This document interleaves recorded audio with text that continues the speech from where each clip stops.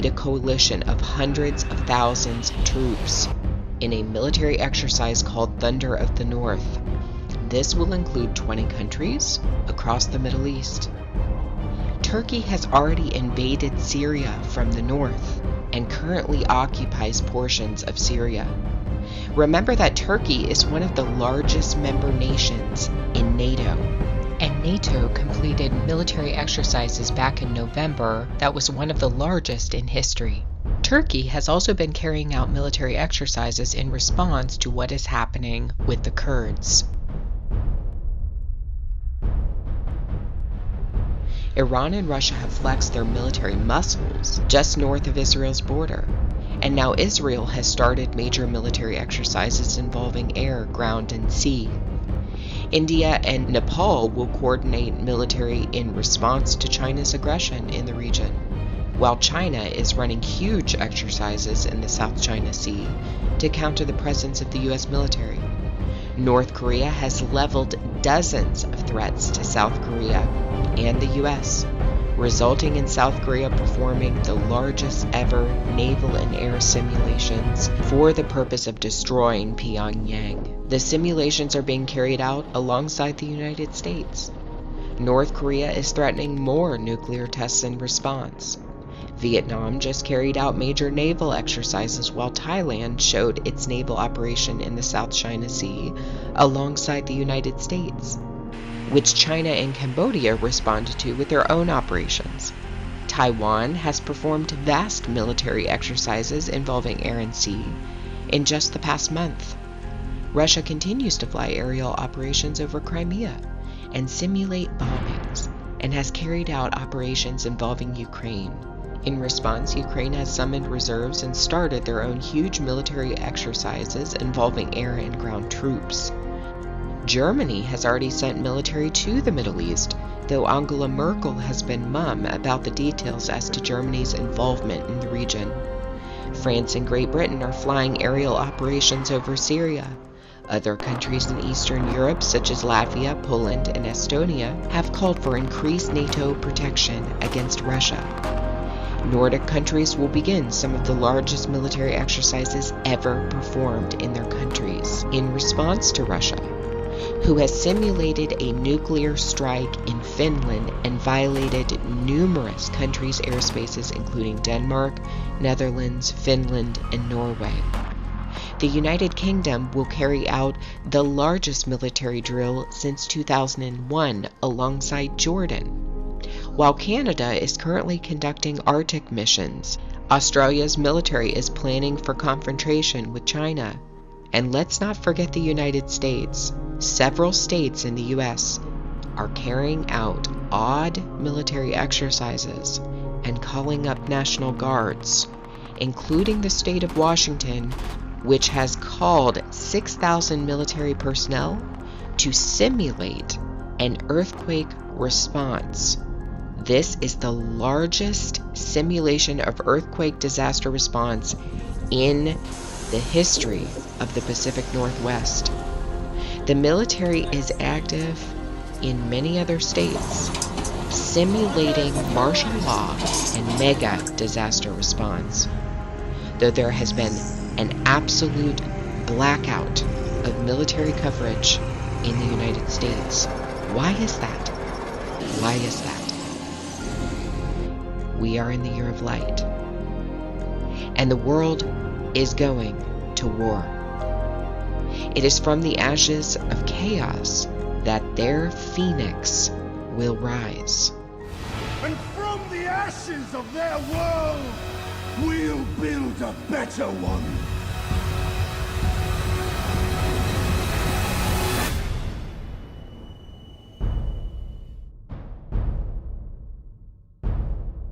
Do you not think an angel rides in the whirlwind and directs this storm?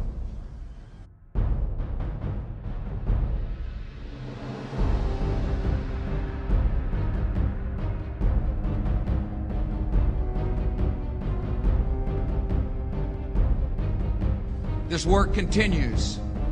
The story goes on. And an angel still rides in the whirlwind and directs this storm.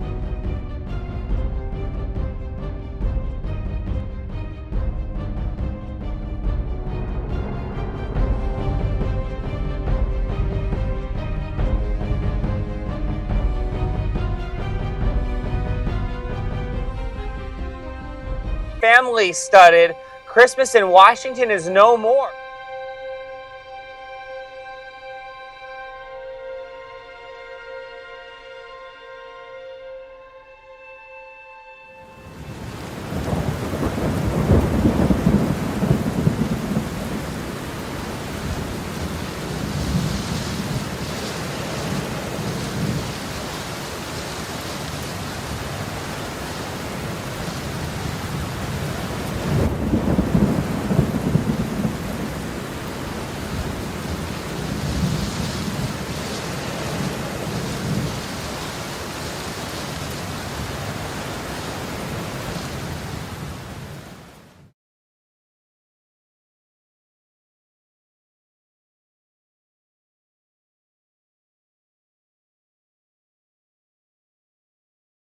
This mass shooting comes just days after a gunman killed 3 people in a Colorado Planned Parenthood clinic.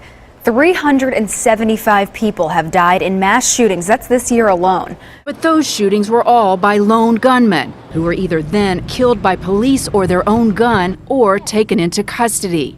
Today's mass shooting is something new. This is different. This is now an organized, multiple offenders, mission-oriented shooting with maximum lethality being the goal. That's different from anything that we've seen before, more in line with what we saw in Paris. Last June, we led this broadcast with the church shooting in Charleston, South Carolina, and now we have led the broadcast with a mass shooting on average once every 4 weeks since then. Oh my gosh. Guys, they just shot up my house right now. There's cops all over the yard. Holy shit. This was the shootout that our cameras missed.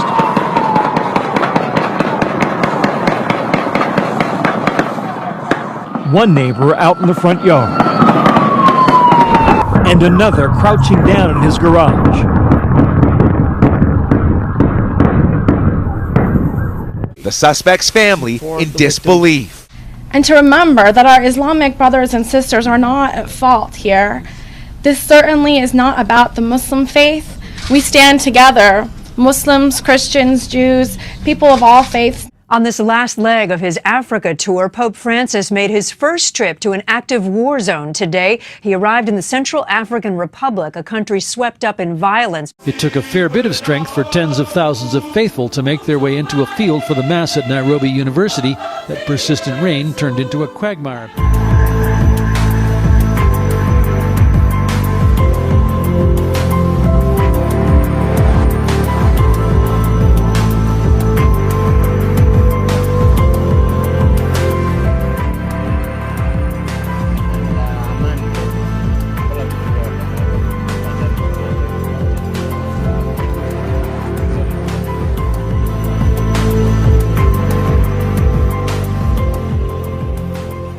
Police department is dedicated to teaching people how to react and survive. Active shooter training is the norm for most law enforcement agencies, but in Neenah, the police department there is also sharing their knowledge with the community. The bullets may be fake and the bad guy a good-natured cop, but the intensity very real every time Neenah police hold active shooter training in their community. This time it was San Bernardino. Next time, I don't know where it's going to be, but we know the pattern and we know that these things happen.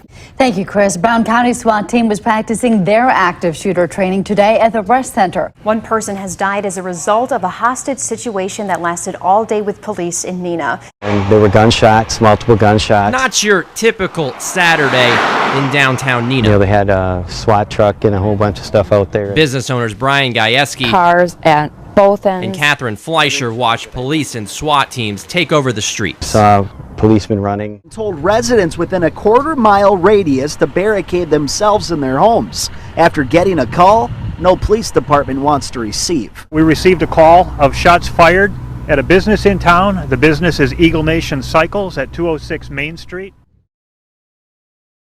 There was a great show of force from the local police departments, and I really did feel safe. So Now to this story, revolutionary technology that can edit genetic mistakes is getting attention and scrutiny this morning. CRISPR could help rid us of diseases like cystic fibrosis, muscular dystrophy, and even HIV and cancer. Think about that. But many scientists, including CRISPR's developer, Jennifer Doudna, are calling for a moratorium on its use in humans. A researcher and professor at UC Berkeley, Doudna has become a spokesperson for a gene editing technology she's credited with developing. Imagine being able to do that in the genetic code, the code of life. You could go in and snip out a piece and replace it with something that corrects a mutation that would cause disease. This is no longer science fiction. But alongside CRISPR's promise come some fears of its perils, like embryo editing that could lead to designer babies. Emmanuel Charpentier and Jennifer Doudna. The high hopes and high stakes associated with CRISPR have catapulted Doudna into a rare stratum of scientific celebrity. Last year, she and her research partner received the $3 million Breakthrough Prize in Life Sciences, which seems to be only the beginning. Get ready, biohackers, because tech tattoos are just around the corner. Chaotic Moon is a mobile dev company with an idea they're calling Tech Tats. Tech Tats are actually biosensors that rest on top of your skin as opposed to being injected underneath them like real tattoos, and a small microcontroller handles incoming data and storing information. Electroconductive paint allows for temperature sensing, while an ambient light sensor flips on an LED if it realizes it's dark out, making you kind of feel like a really awesome cyborg. A Bluetooth low-energy connection means transferring health data to an app is easy, and since it can be placed anywhere instead of just on your wrist, Chaotic Moon believes it might have a place in tracking. They also mention the possibility of Bio-NFC, which would turn one of these temporary tattoos into a payment portal that you could activate by gesture.